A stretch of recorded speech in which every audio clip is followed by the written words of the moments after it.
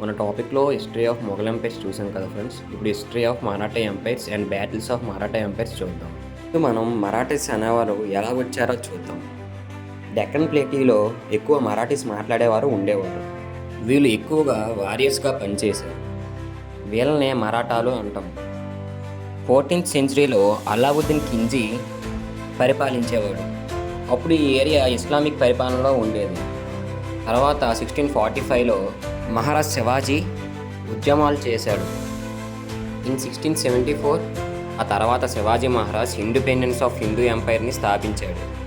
ఆ తర్వాత శివాజీ ఎంపైర్ తనకు తను రాజుగా ప్రకటించుకున్నాడు. తర్వాత శివాజీ తన రాజ్యం కోసం 8 మంది మంత్రుల్ని స్థాపించాడు. అందులో ముఖ్యమైన వారిని పేష్వా అంటారు, అంటే ప్రైమ్ మినిస్టర్ అని అర్థం. శివాజీ మహారాజ్ తనకు తాను పేష్వాగా నిర్ణయించుకున్నాడు. శివాజీ మహారాజ్ చనిపోయిన తర్వాత అతని మనవడు సాహూజీ మహారాజుగా మారాడు. రూల్లోకి వచ్చిన తర్వాత మరాఠీ ఎంపైర్ చాలా పవర్ఫుల్గా మారింది. అలా పవర్ఫుల్గా మారడానికి ఒక కారణం బాజీరావు. ఇతన్ని గ్రేటెస్ట్ ఆఫ్ ఆల్ పేష్వాస్ అని అంటారు. ఇతను 1720 నుంచి 1740 వరకు 20 సంవత్సరాలు పాలించాడు.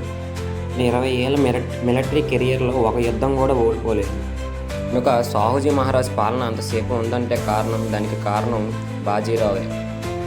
ఈ బాజీరావుకి 3 కొడుకులు. బాలాజీ బాజీరావు అంటే నానా సాహెబ్ అని కూడా అనేవారు. తర్వాత రఘునాథరావు అంటే రఘోబా అని కూడా అనేవారు.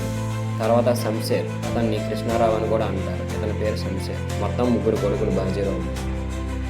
ఆ తర్వాత బాజీరావు కూడా ఆరోగ్యం బాగోక మరణిస్తాడు. ఆ తర్వాత సాహూజీ మహారాజ్ పెద్ద కొడుకైన బాలాజీ బాజీరావుకి పేష్వాగా అవకాశం ఇస్తాడు. వీళ్ళు 3 తమ్ముళ్ళని కమాండర్స్గా నియమిస్తాడు. ఈ 3 కమాండర్స్ ఎక్సలెంట్ కమాండర్స్ అని కూడా పిలిచేవారు. ఇందులో 3వడు సదాశివరావు, బాలాజీ తమ్ముడు అప్పాజీ కొడుకు. 3 తమ్ముళ్ళు సామ్రాజ్యాన్ని విస్తరించడానికి తోడుగా ఉండేవారు. 1748లో మొఘల్ రాజుల యొక్క పవర్ మెల్లిగా తగ్గిపోతూ ఉంది. ఆ సమయంలో ఆఫ్ఘన్ యొక్క కింగ్ అహ్మద్ షాహ్ అబ్దాలీ మొఘల్ ఎంపైర్ మీదకి యుద్ధానికి వచ్చాడు. ఆ సమయంలో మొఘల్ ఎంపైర్లు వీక్గా ఉండడం వల్ల మొఘల్ ఎంపైర్లు మరాఠీల్ని హెల్ప్ అడిగారు. బాలాజీ దానికి బదులుగా మొఘల్కి వచ్చే రెవెన్యూలు 1/4 మరాఠీస్కి ఇమ్మని అడిగాడు. ఈ విధంగా 18th సెంచరీలో మరాఠీస్ ఇండియన్ సబ్ కాంటినెంట్స్ చాలా పాస్ని ఆక్రమించారు. 1749లో సాహూజీ మహారాజు కూడా మరణించాడు. ఇతని తర్వాత పేష్వాకి ఆర్డర్స్ ఇచ్చేవారు ఎవరూ లేరు. పేష్వా కింద బాలాజీ బాజీరావు రాజుగా ఎన్నుకున్నారు.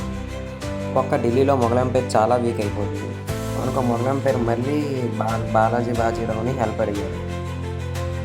ఒక పక్క రోహిలేస్ కూడా మొఘల్ ఎంపైర్ల మీదకి యుద్ధానికి వస్తున్నాడు.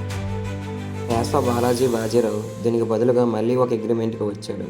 అందులో first one governor of Ajmer and Agra, కొన్ని డిస్ట్రిక్ట్స్ కూడా అడిగాడు. లాహోర్లో, ముల్తాన్లో, సింధ్లో చౌటాలు కలెక్ట్ చేస్తానన్నాడు.